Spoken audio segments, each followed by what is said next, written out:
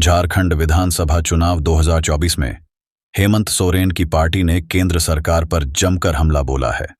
झारखंड मुक्ति मोर्चा के नेता सुप्रियो भट्टाचार्य ने कहा है, चलिए देखते। विषादपूर्ण एक विज्ञापन आज अखबारों में देखा। वो विज्ञापन यही था, आप देख रहे होंगे काले रंग का कागज में ये है, क्योंकि ये पूरा मामला ही काला धन का है। सहारा के किसी भी जमाकर्ता की नहीं डूबेगी कमाई, भाजपा वापस दिलाएगी पाई पाई। ये भाजपा का झारखंड का चुनाव में प्रचार आया। तो मैं थोड़ा सहारा को पहले आपका के बीच में, ये सहारा का शब्द क्यों आने लगा।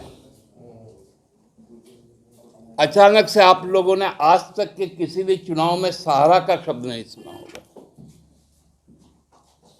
ये अभी ही क्यों आया? क्योंकि इसकी कलई अभी खुल गई। आप लोगों को मैं बता दूं कि सहारा में जो निवेश करता थे और सहारा का जब उनका निवेश जब असुरक्षित हो गया तो लोगों ने दावा करना शुरू किया, जिसमें हमारे झारखंड के भी 1 करोड़ से ज़्यादा जमा करता थे। ये पूरे देश का मामला था और ये मामला सुप्रीम कोर्ट गया। सहारा श्री अब नहीं रहे, दिवंगत हो गए। सुब्रतो राय जी को लंबे समय तक जेल में भी रहना पड़ा और 29 मार्च 2023 को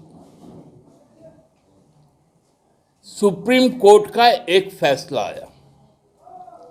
क्योंकि सहारा की लिस्टिंग सेबी में थी, सहारा ने अपने ऊपर जब चल रहे मुकदमे थे तो सेबी के रिफंड पोर्टल पर 5,000 करोड़ रुपए जमा करवाए थे। 29 मार्च 2023 को सुप्रीम कोर्ट ने सहारा और सेबी रिफंड पोर्टल को कहा, रिफंड फंड को कहा कि आप इस 5,000 करोड़ रुपए को central registrar of cooperative societies, मतलब CRCS को दे दे और 19 जुलाई 2023, ये सब जो तारीखें याद रखिएगा, 19 जुलाई 2023 को CRCS सहारा रिफंड पोर्टल के नाम पर government of India, ministry of cooperative का वेब पोर्टल लॉन्च हुआ। उसमें कहा गया कि जो भी क्लेमेंट हैं वो 15 से 45 दिनों के अंदर आवेदन भी कर दे और उनकी भुगतान भी 45 दिनों के अंदर हो जाएगी। देश के करोड़ों लोगों ने उस पोर्टल में आवेदन दे दिया। 23 के बाद आज 24 का अंत है। वो 5,000 करोड़ रुपए में से 5 रुपए किसी को नहीं मिला। क्यों नहीं मिला, उसके पीछे की अब कहानी में चलिए। 2019 को माननीय अमित भाई अनिल चंद्र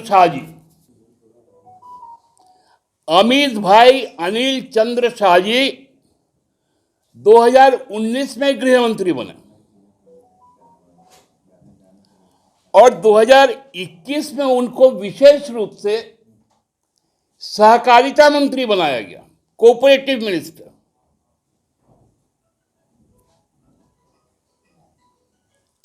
अब खेल यहीं से शुरू हुआ। 21 में बने, 23 में CRCS के पास पैसा आ गया, आज 24 का अंत हो गया वो पैसा किसी को 5 रुपए नहीं मिला। हमने यही सोचा, ये सहारा अचानक आ कैसे गया। सहारा का सच ये है कि बीजेपी ने 5,000 करोड़ रुपए खा गए।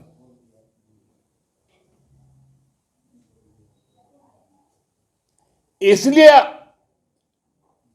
मतलब जैसे चोर के दाढ़ी में तिनका होता है ना,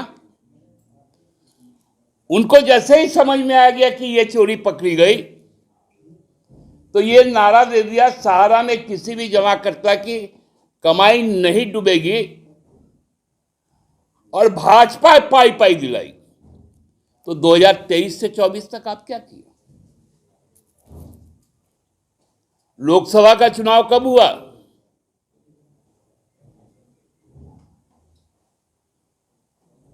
एक भी पैसा आया क्या? बोलते मोदी की गारंटी है। यही मोदी की गारंटी है। 2 करोड़ नौकरी की गारंटी है, 15 लाख रुपए की गारंटी है, किसानों की कमाई दोगुनी की गारंटी है, रुपया का गिरना यही मोदी की गारंटी है, कीमतों का बढ़ना यही तो मोदी की गारंटी है, और सहारा का पैसा खाना ही मोदी का गारंटी है।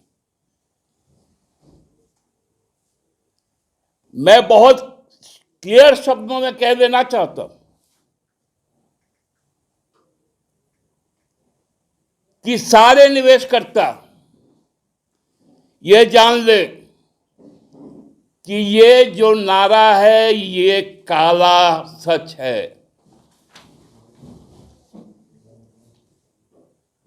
किसी को भाजपा वापस नहीं दिलाएगी पाई पाई, क्योंकि दिल्ली में बैठा है गुजरात का 2 भाई, एक नरेंद्र भाई दामोदर दास मोदी, दूसरा अनिल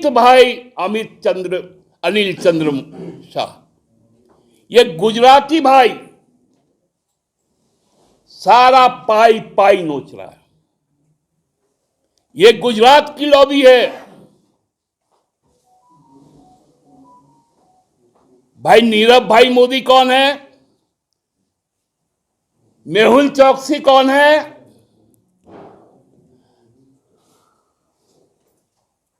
ललित मोदी कौन है? किन्होंने उनको पैसा दिया? किस कालखंड में दिया? कौन उनको विदेश भेजे? यहां आकर नौटंकी हो रहा है कि केंद्र इसलिए पैसा नहीं देता है कि पैसा खा जाएगा, और देश इसलिए पैसा देगा कि वो देश छोड़ के चल जाएगा। सहारा एक ऐसा निवेश था जहां रिक्शा वाला, सब्जी वाला, पान दुकान वाला, रेहड़ी वाला, ठेला वाला रोज अपने कमाई से 5 रुपए से लेकर 50 रुपए, 100 रुपए तक डालता था। आप उस पसीने का पैसा खाने वाले लोग हैं।